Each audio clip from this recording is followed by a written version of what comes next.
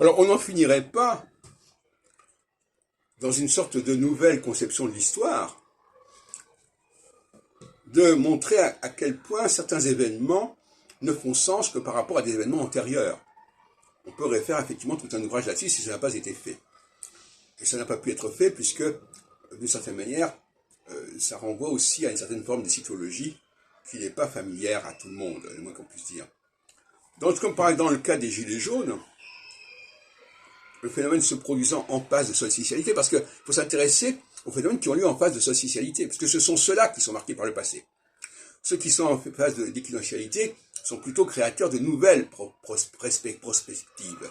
Donc c'est autre chose.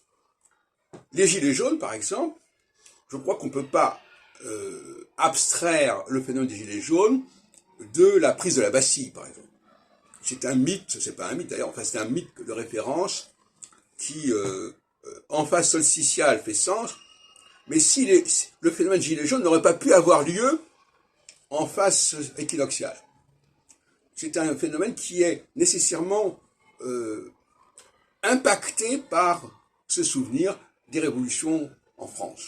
Ça paraît évident. Mais on pourrait prendre d'autres exemples dans d'autres domaines, bien entendu. J'en ai parlé tout à l'heure dans une autre vidéo. Il y a chaque fois, en phase solsticiale, il faut s'attendre toujours à une résurgence du passé. Comme ce qui vient de se produire actuellement en 2022, en phase solsticiale, il était prévisible que toutes les questions anciennes, tous les exemples anciens reviennent à la surface.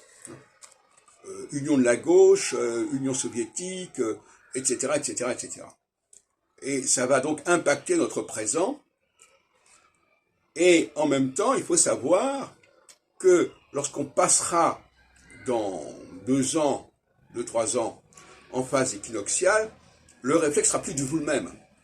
Et que toutes ces références passées apparaîtront comme relativement désuètes et obsolètes, jusqu'à ce qu'il y ait une nouvelle phase solsticiale qui les réactive.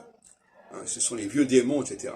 De même façon, par exemple, qu'en Allemagne, dans l'Allemagne des années 33, 37, etc., avec l'arrivée de Hitler, il y avait certainement, comme on dit en phase solsticiale, encore une fois, eh bien, il y avait certainement des références anciennes à l'Allemagne, à la mythologie allemande, à la grandeur de l'Allemagne, etc., qui ont pesé.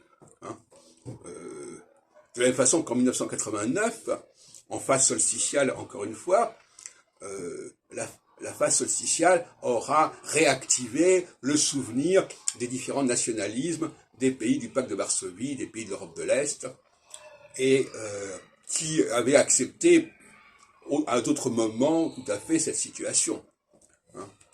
Il est évident par exemple que dans les années 50, alors même que l'Union européenne se constituait avec notamment la CECA et le traité de Rome, eh bien, on a eu le phénomène de 56 à Budapest, avec un pacte de Varsovie qui était tout à fait unanime pour réagir, etc., etc.